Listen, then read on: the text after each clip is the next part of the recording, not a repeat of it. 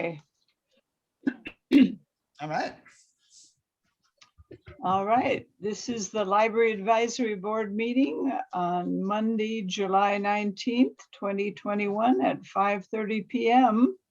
on Zoom. I will call the roll. I am Cinda Combs. I am here. Will Grunland, are you Right. here? I am, yes. All right. Jennifer Johnson? Here. Angelica?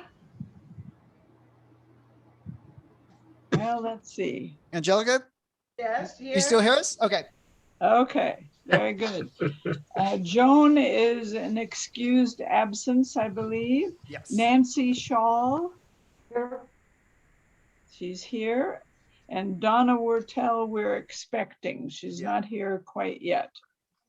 Leslie Johns is excused. And Jason, our library manager, is here. Present.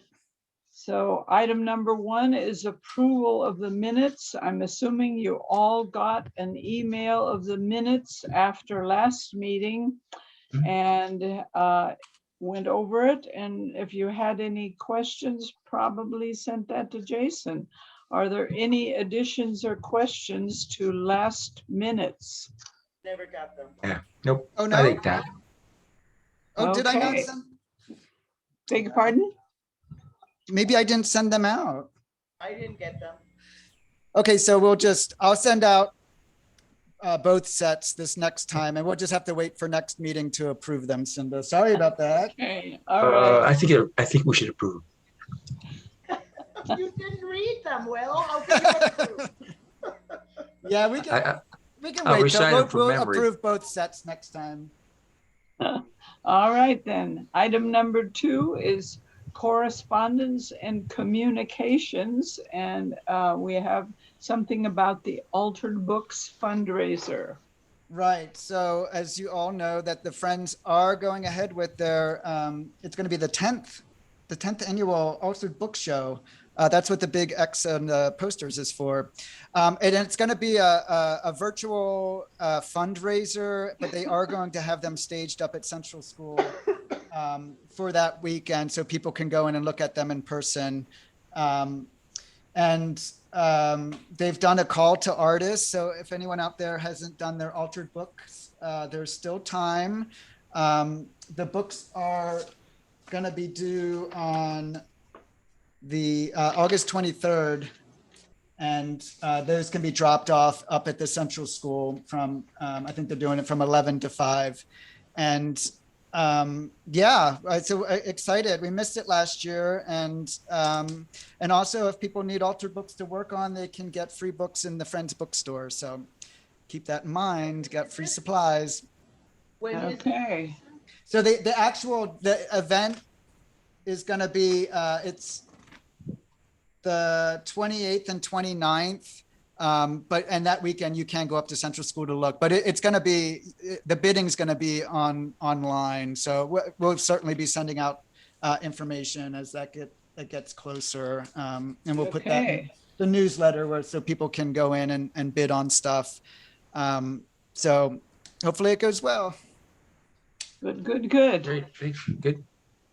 Good luck. I won't be here, so. Oh, All right. Any other communications, Jason, that we need? no, to- not from me. Okay. Item number 3 is call to public, and I'm assuming we have no public online with us, none that I can see. Nope. So let's move on to old business. My agenda says we do not have any old business tonight. So new business. State of the library report from Jason. Okay, so I mean, I've seen you all in here over the past couple months. Our reopening has gone really, really well, and the people that have been in here have seen that. And you know, we're slowly getting back into the swing of things. We're still trying to you know, get everyone to come back to the library, and we've had a lot of people come back. And we've had a lot of new people come in here, a lot of people that moved here last year during the pandemic. You know, that weren't able to get a library card via email. They've come in and they're super excited. And I've just had someone that's been here for 2 years and they never knew that Bisbee had a library. Oh, for heaven's sake. And that drives me crazy when I hear that.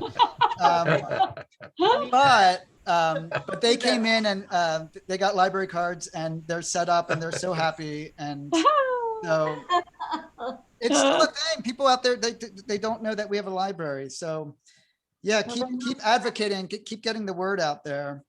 Yeah, they must not live in Old Bisbee and have to come to the post office. Seriously. They probably don't read the paper either because the library has things in the paper every week. Yeah. That's, I have to say that's on them because we do everything that we can to get the word out. So the good news is that they did finally find us. So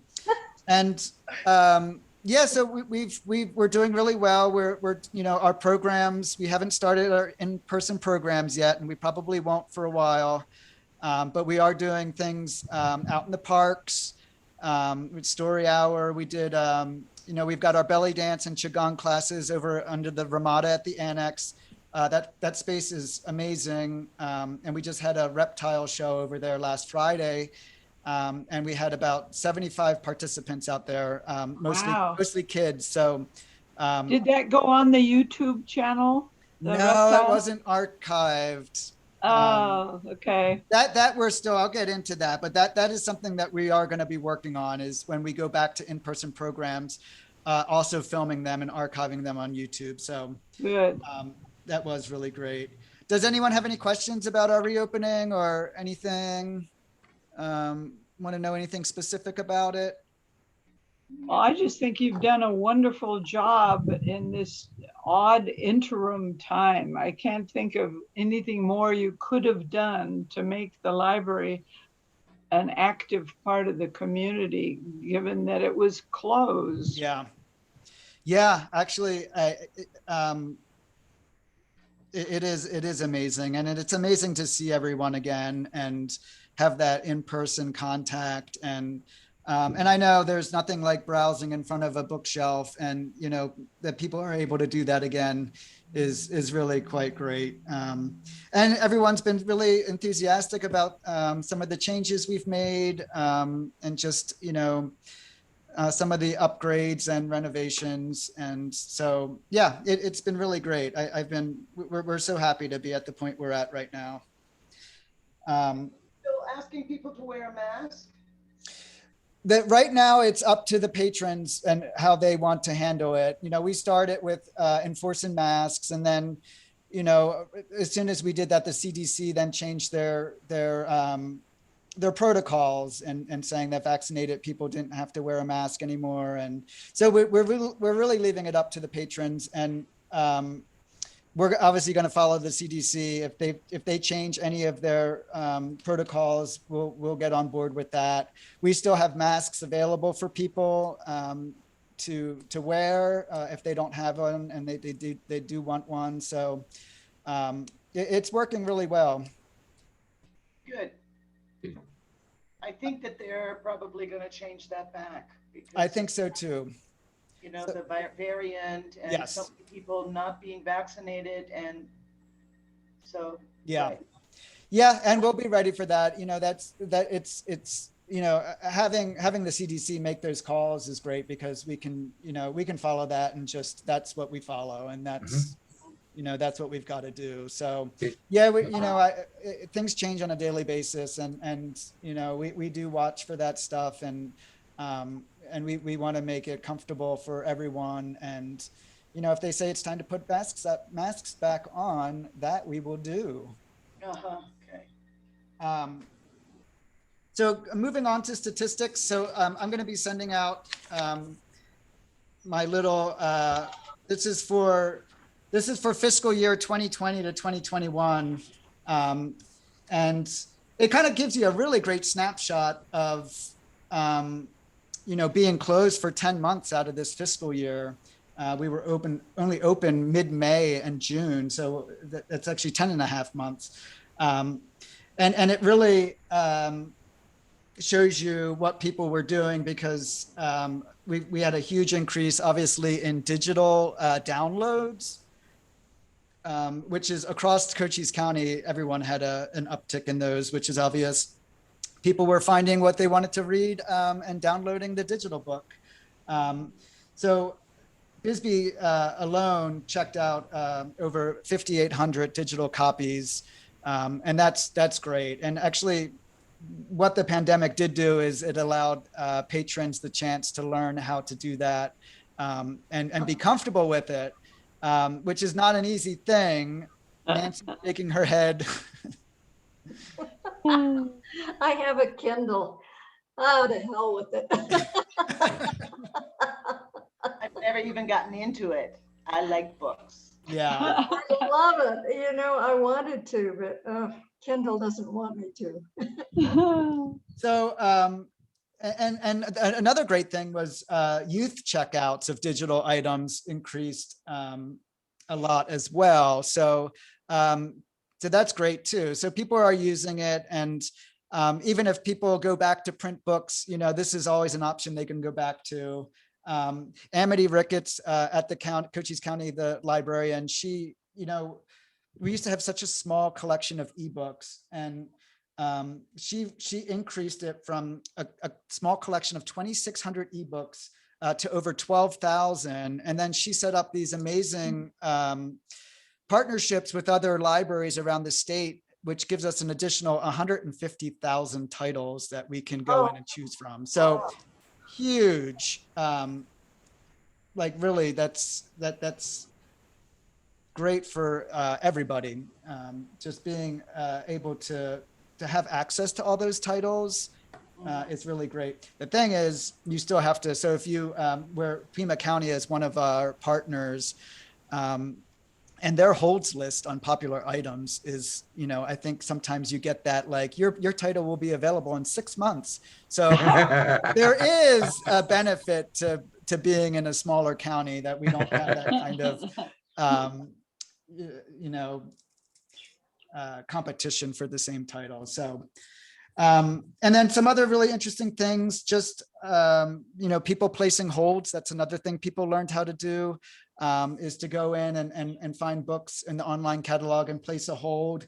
We had over 8,000 of those this past year, and interlibrary loans from other libraries increased too. We had over 9,000 of those. And just, you know, with our programs, we have our YouTube channel, like Cinda, we were talking about archiving programs, and that really has, that is something that we want to continue. So when we go back to in-person programs, we want to have the ability to film them and then archive them and then upload them to YouTube. And that gives anyone a chance across the country, across the world, that they can view our programs, which is really cool. And just this past year, our YouTube content has gotten just about 2,500 views. So people are watching, and we're excited to really expand on that. And then Allison's virtual programs had almost 500 participants. So that's going strong. And our summer reading this year has 92 participants. So that's 92 kids that have signed up for our mailing subscriptions, which you get a book a week and homemade activity packets and just library swag. So just, you know, different things that we send out each week. We got, you know, pencils and notepads and journals and all that fun stuff. So are those things put in the US mail, or do people pick them up? So we got a grant from the Bisbee Foundation for postage. Because what we learned, because we thought about that, we were like, well, we'll just have them pick them up. But one of the best things about this program is that kids get something that's mailed to them with their name on it. And we have a patron that lives out in the Valley, and this is a little testimony, but she says that her daughter rides her bike to the mailbox just to get this out of it. So it's one of those things that it's a very personalized experience. And since we couldn't do all 8 weeks of in-person programs. I think this is really kind of, kind of ties that personal, like this package was made just for you by us. And Yeah, we've gotten really good feedback on it. So, that's great. so that I means, really like that phrase, library swag. It's yeah, like, yeah. Close that It's a thing. It's a thing, and it exists, and we have it. Yeah. Doesn't it take a long time for the mail to get there? Because it goes to Phoenix and then it comes back. No, actually, the Bisbee Post Office has been nice enough that they've bypassed that, and things go Oh, that's directly. great. Oh, I That's don't know the how only way or to why, do it. but yeah, they actually get them almost the same day or the day after, depending Oh, on. that's great. Yeah. Because it took me 3 weeks to get something from Yeah. Ohio. Yeah. No, it's true. And that is the great thing about it, is that, it is very timely, which Perfect. has helped us.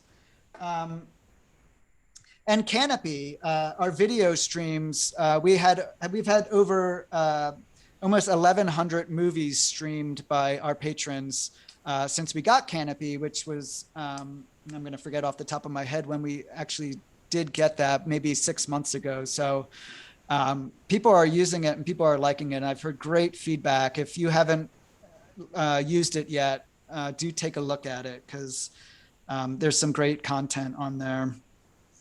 So I'm going to be posting this Copper Queen Library by the Numbers. I'm going to be sending it out in an upcoming newsletter, just to let people know, what we've been up to. The physical checkouts are obviously down from previous years, but I put a little graph on there, and since we've opened, we're on an upward trend. So that will only increase as people come back, and we've added, even though we were close to the public all last year, we continue to add new stuff each month. So there's, for people that haven't been in, it's like a whole new library, new books, new DVDs, just a lot of new stuff to look at. So yeah, look forward to seeing that. And I'm going to put one in our elevator for people to look at also on their way up and down the library. And then I've got exciting news under staffing. We conducted interviews for our early literacy coordinator. Samantha Gerlich left us at the end of December in 2020. And then we took some time to fill it, to help with our budget, and also give time to get some good applicants. So we hired Sarah Sheen. She is a young Bisbee patron and mother who is going to be starting next week. So come in and see her. She's going to, we're going to be doing most of the training at the main library, just to get her up to speed on our system, and just introducing her to patrons and families, and just getting her comfortable being in the library. And then we're going to transition her over to the Annex, where she's going to pick up on putting together our early literacy programs, which we're really excited to start back up.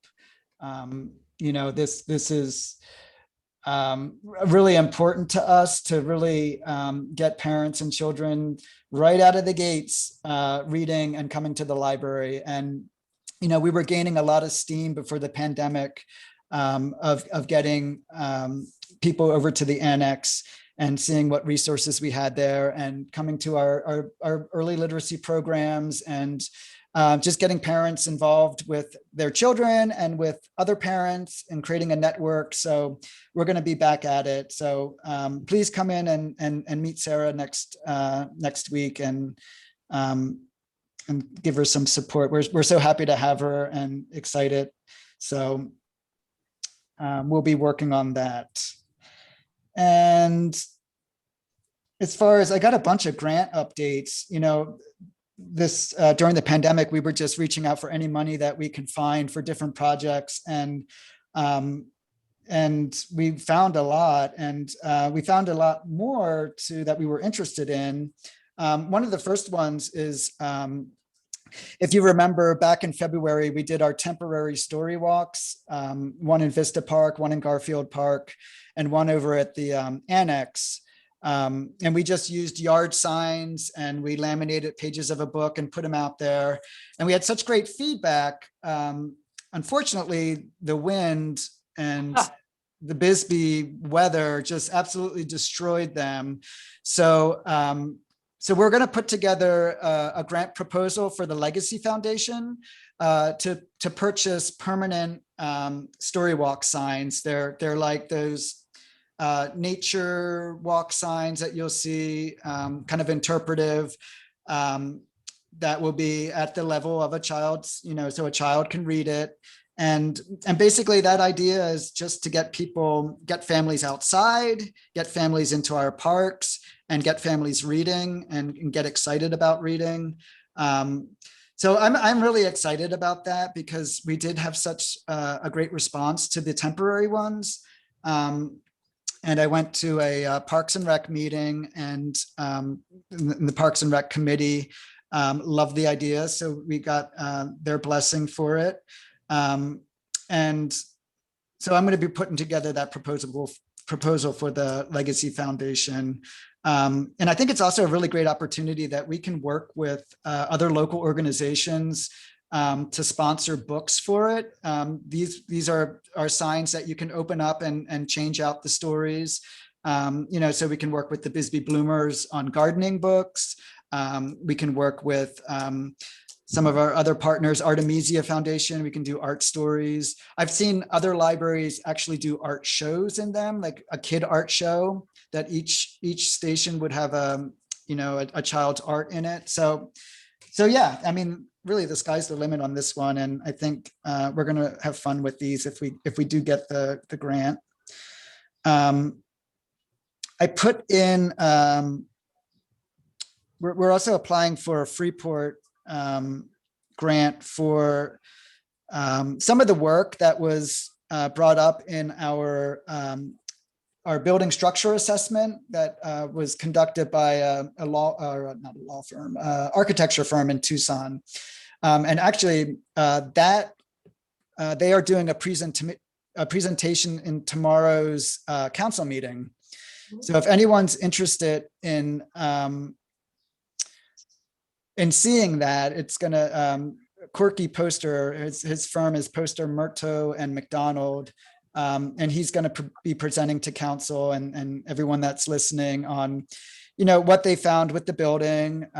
Nothing crazy, nothing major, just some work that needs to be done to get it upgraded to fully ADA accessible. What they found was our balconies have a drop off when you go out onto them, and that needs to be addressed, as well as the railing height on the balconies is not up to code. They are too short for today's building codes. So we actually, I'm putting together a proposal for Freeport that we could do start work on the balconies, because what we learned during the pandemic was outside is the safest place to be. And, those balconies are fantastic. They are, the third floor is completely closed to the public now, but if we got the proper work done, we could open that up for public use and put more tables out there for people to use Wi-Fi, have a conversation with a friend, read the newspaper, read a book, whatever. It's the best seat in town, honestly. I turned on so many people for lunch there. Yes, because you've been using it, and yeah. So we're,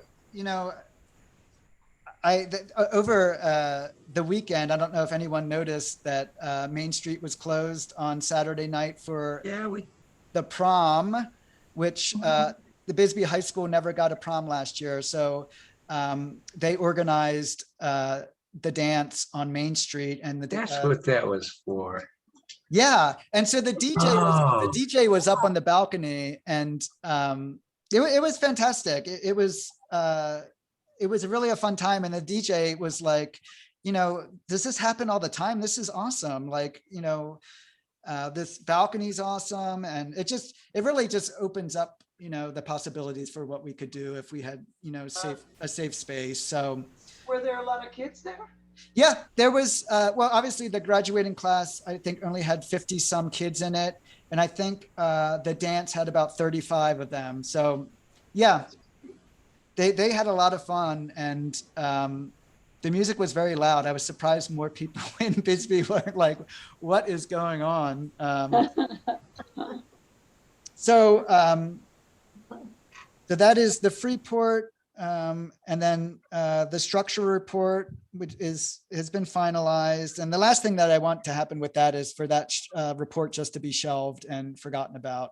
That's why it's really important for council to hear the whole presentation of it, and just to start looking for funding for the issues that we can remedy. This building is 114 years old. And I just read that the average age of a public library is 40 years old. So we are well beyond that. Pre-tax. And this is another good thing that's going on is there is a bill that is going to be, it's called Build America's Library Act. And it's a federal bill that I was actually on a call with Mark Kelly's office. He was not on it, but his staffer was. And I was on it with a member of the Arizona AZLA, the Arizona Library Association. And so they're sponsoring Arizona's portion of this. And this is to gain support for it. And if it were to pass, it would bring $5 billion to America's libraries, specifically for infrastructure, building new libraries in communities that need them. And to Arizona, it would bring $99 million for that project. And the great news is that a lot of that would go to tribal libraries who need it tremendously. So that's super exciting. I hope it passes. I think it could garner a lot of support. So that's, we've got our eyes on the money prize for that one. So that would be amazing, because it would fix a lot of our problems that we have here on this building. So I will keep you updated on that.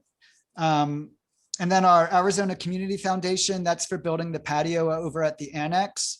That is as slow going as you can imagine. A lot of supplies are really hard to get right now, and they're expensive, but we are slowly getting there. And we've put in a bunch of orders that, for pavers and for stone and for sand and gravel and all that stuff. And I think that delivery is in 8 to 10 weeks. So actually, by the time everything gets here, we'll be building it in the fall, which is a much nicer time to be outside working on that kind of stuff. So not much to update there, but we are moving forward with that.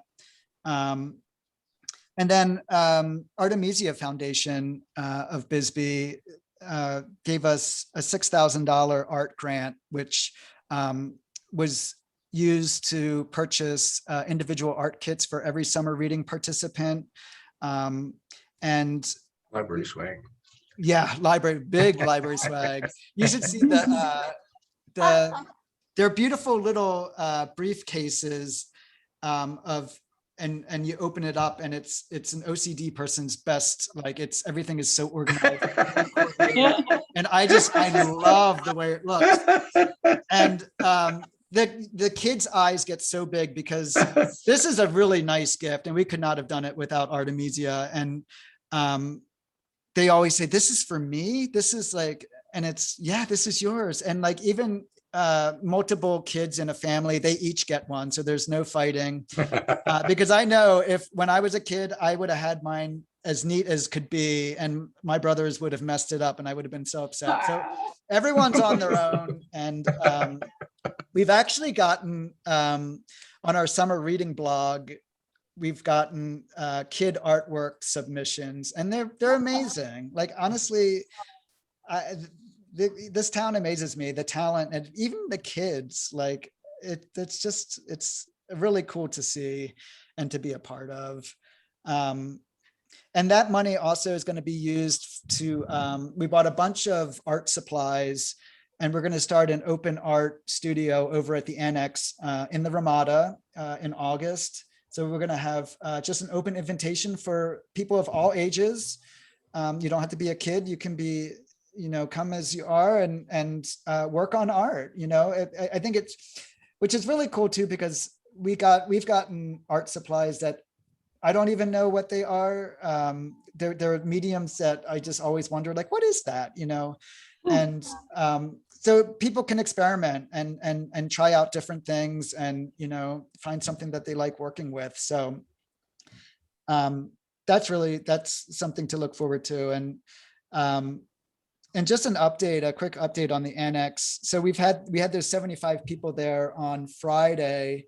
And right now we are only open on Fridays, as is the science lab. And we had such a full, our spaces were full of people on Friday. After the event, people hung out, families went into the science lab and tinkered around, and people came into the library and checked out books and just hung out. And honestly, we've missed that for so long. And it was the first time that people were there at the Annex. So they got a really good introduction to it. They know where we are and what we have. So I think that's only going to get better as we go along. And the science lab is doing a great job with their open studio, open lab on Fridays.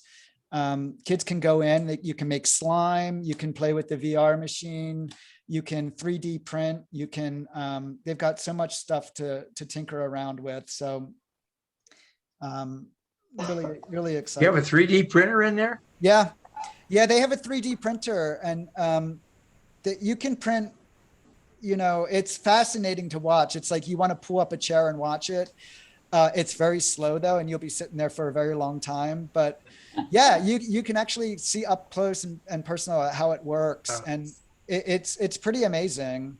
And it's a program that you just you can plug in. Like, I want to print a 3D frog, and you tell it, you choose, like, I want to print a frog, and it will print a frog for you. No Wow. kidding. And that's another, like, the beauty about having partners like the science lab is, like, we don't have to have everything.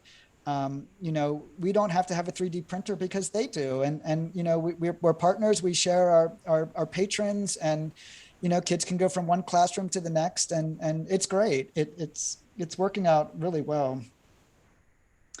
And then the other update I have is on the E-rate program, which is our heavily discounted high-speed internet. So we did get funding for both the service and some equipment that we were going to need to really take advantage of that high speed. So step one has been done, and that is Sparklight came up and turned our dial up, or whatever they do. We've gone from 150 megabytes to a gig. So we're at 1,000 megabytes. So that's a huge increase for us. And then hopefully in August, the next phase will be completed, and that is the equipment to actually handle that speed. Because right now, even though we have it, it's our router can't process that speed. So we're getting the equipment that can.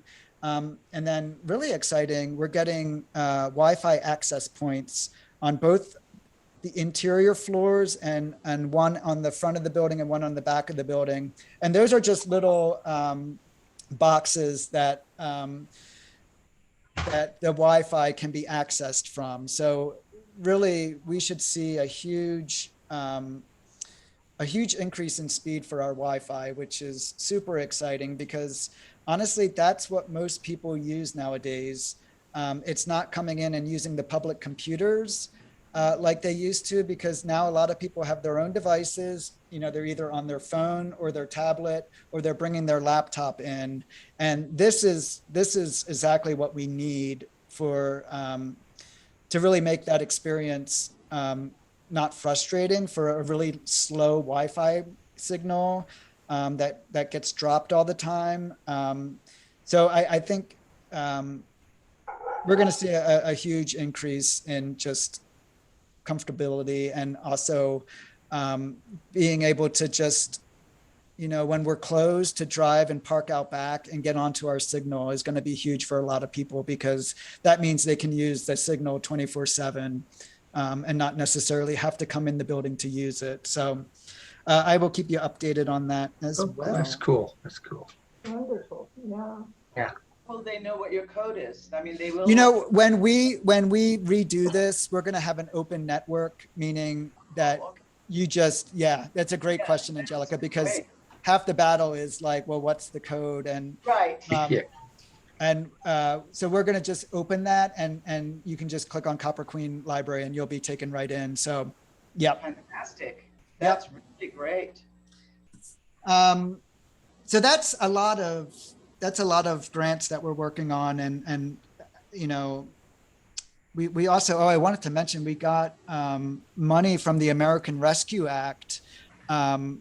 They sent out they sent the Arizona State Library a big chunk of money, and then the Arizona State Library divvied that up according to population and also to poverty levels in communities. And we actually got $17,000 from that, which we can use only for specific things. And a lot of that can be used for digital things like we were just talking about, and computer classes, getting our patrons back up and running. So we're going to be looking at exactly how we will be spending that money. But that's an amazing chunk of change for this library. So what's the rescue stand for then? The American Rescue Act, that's the Biden administration Yeah. put that together. Oh, for the COVID? Yes, it's Okay. their COVID response. Yeah. And just really the only other thing I have is just the programming update. I talked a little bit about the summer reading program. All said and done, we will have sent out about 700 books this summer, which That's great. It's amazing. That's great. Yeah. Another And generation of readers. yep. That's We have little readers in Bisbee. We've met a lot of new families this summer, which is really great. And families we need to, we love to make them feel comfortable in the library so they keep coming back, and we have some kids that I've made so many kid library cards. I've put them in colorful lanyards so they can wear them when they come to the library, and they love it. It's working, and there's nothing like seeing these kids come up with their books and with their own library card that they're responsible for. You hate your job, don't you? I know, right? You can tell. Yeah. It's just, I can't stop smiling because it has been that good. And what other? So just look forward to more. We're going to be sticking with virtual programs and outdoor programs until we really are comfortable with, putting people in a room together. The beauty about our library is that it is high ceilings. We can open up our doors. We have ceiling fans. So, the air constantly circulates in here. But when we go to the meeting room, that place is pretty enclosed. So we're looking at some different alternatives. We're having 4 Shillings Short, the Irish band, back in December.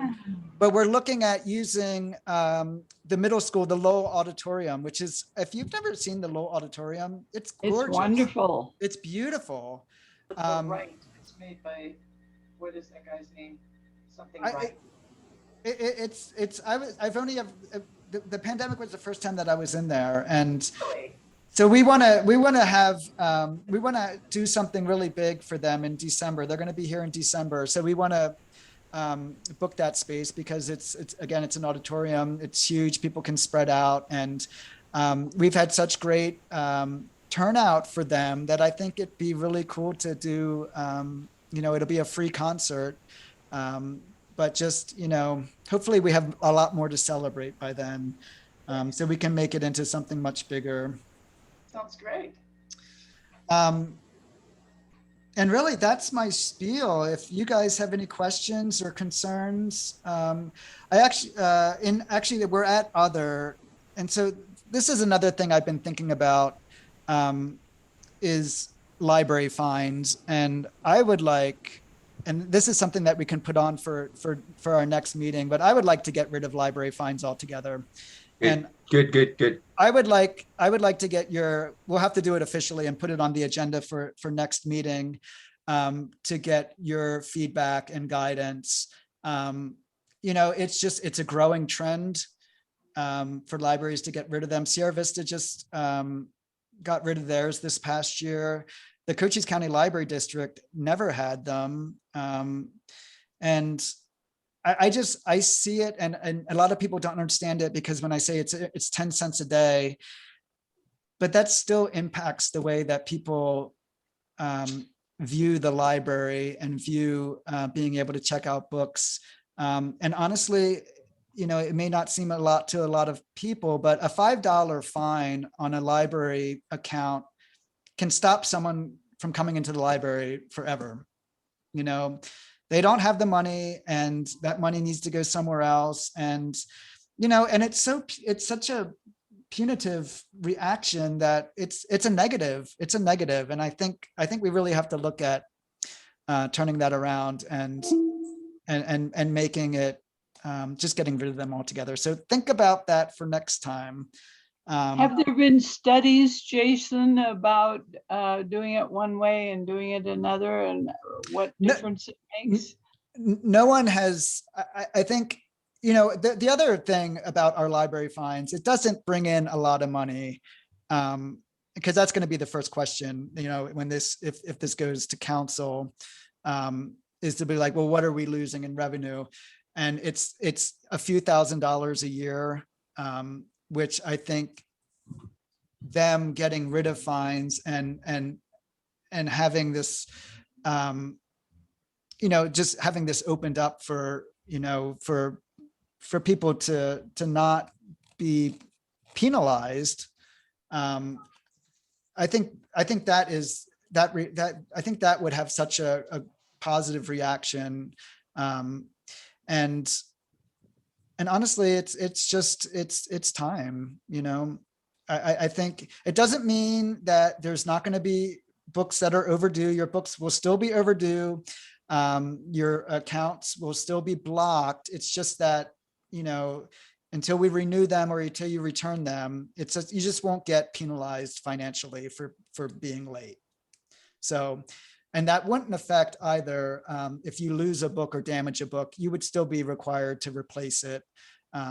It's just those daily fines, those pesky little things that. But by next meeting, I'll put together, a kind of, what I think of it and what the benefit is versus what we would be losing. So yeah, just think on that for next time. And does anyone have any? I got a question. Yeah. The possible legislation that would lead to $99 million coming Yes. to Arizona's up.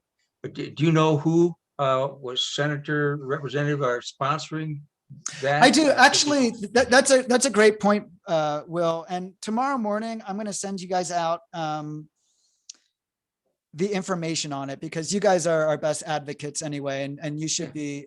You should know this, because it shows you like where it has support already, and like who's supporting it, and what it's exactly about, and all the information is right there. So I will send that out in the morning. Good.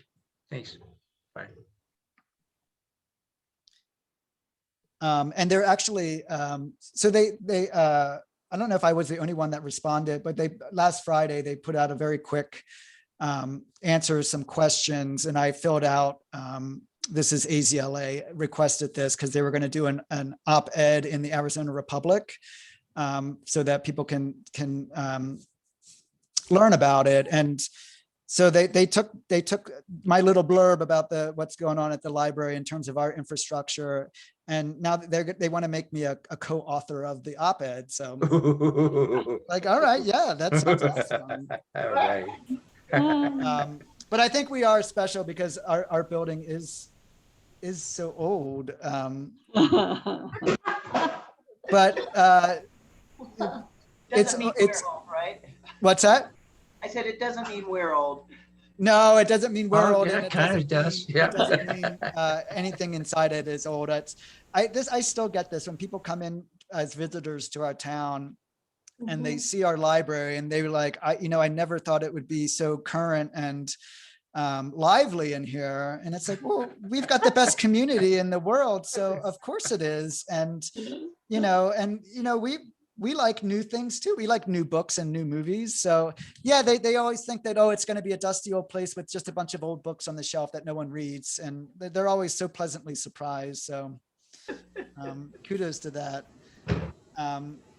Anyone else have any questions? Yeah, I do. I have a Yes. couple. First of all, the easy one is the library now open again on Mondays later? Oh yeah. Yeah, we when we reopened, we went back to our old schedule of being open late on Mondays and Tuesdays. Okay. Yeah. Just noticed that the gates were open and Yep. I wanted to make sure.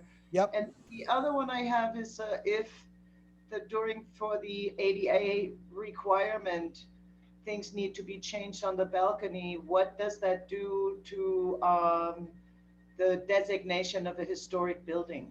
That's a great question, Angelica. And Corky's going to talk about this tomorrow because they worked on something similar for the University of Arizona's Old Main.